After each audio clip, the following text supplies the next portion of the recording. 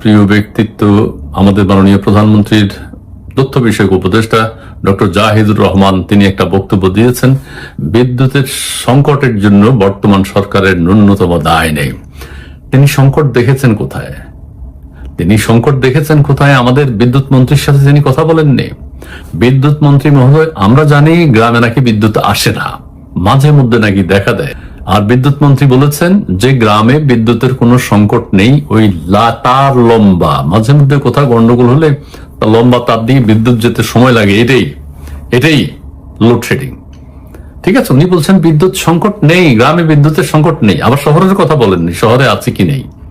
তাহলে জাহিদুর রহমান সাহেব কোথায় দেখলেন? বিদ্যুৎ মন্ত্রী তো বলছে সংকট নেই, জাহিদুর রহমান বলছে সংকটের জন্য সরকারের ন্যূনতম দায় নেই। আচ্ছা, সরকারের 6 মাস হয়ে গেছে অলরেডি, ঠিক আছে, প্রায়োরিটি বেসিসে দেশে কি কি সমস্যা হতে পারে সেটা তো সরকারের চিন্তা করা উচিত ছিল। এই যে গ্যাস বিদেশ থেকে আনা, কিভাবে বিদ্যুৎ প্রতিষ্ঠানগুলোকে চালু করা যায়, কিভাবে পারমাণবিক বিদ্যুৎ কেন্দ্র চালু করা যায়, সেটা 6 মাস আগে চিন্তা করা উচিত ছিল না? দেশে গরম আসবে, ঝড় আসবে, বৃষ্টি আসবে, বিদ্যুৎ থাকবে না, মানুষ হাহাকার করবে। এটা তো প্রতি বছরই হয়।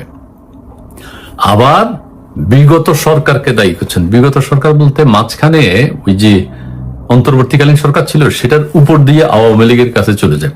তো আওয়ামী লীগের সময় তো বিদ্যুৎ ব্যবস্থা এক ধরনের ভালোই ছিল, মানুষের নাগালের মধ্যে ছিল, লোডশেডিং কম ছিল। সেই জায়গায় অন্তর্বর্তীকালীন সরকার ক্ষমতায় এসে সমস্ত জ্বালানি বিদ্যুৎ কেন্দ্রগুলো যেগুলো আছে সেগুলো সব বন্ধ করে দিয়েছে। ঠিক আছে, এগুলো তো আমরা দেখেছি। এস আলমের যদি দুর্নীতি থাকে সেটার বিচার করুন, কিন্তু বিদ্যুৎ কেন্দ্র কেন বন্ধ করে দিচ্ছেন? এটা তো ক্ষতি হবে দেশের। সামিতের যদি কোনো দুর্নীতি থাকে সেটার বিচার করুন, কিন্তু বিদ্যুৎ কেন্দ্র স্থাপনাগুলো তো বাঁচিয়ে রাখতে হবে। সেটাকে আপনারা গুরুত্ব দিন। আপনারা সবকিছু শেষ করে দিয়েছেন।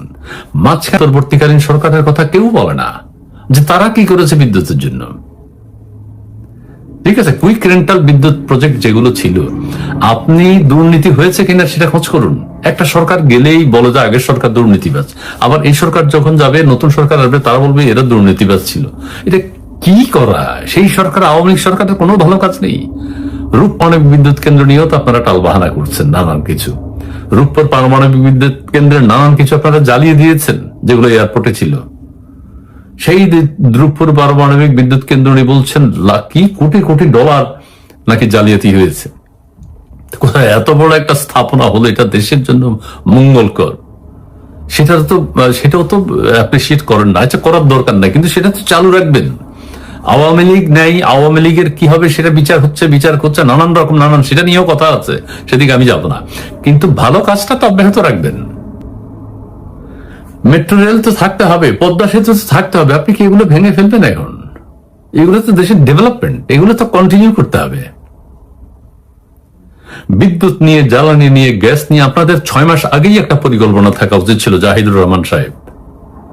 যে বিষয়টা আমাদের প্রথমে ধাক্কা দিবে, এইটাকে কন্ট্রোল করতে হবে। কিভাবে মানুষকে বিদ্যুৎ দেওয়া যায়, গ্যাস দেওয়া যায়, সেটার ব্যবস্থা করতে হবে।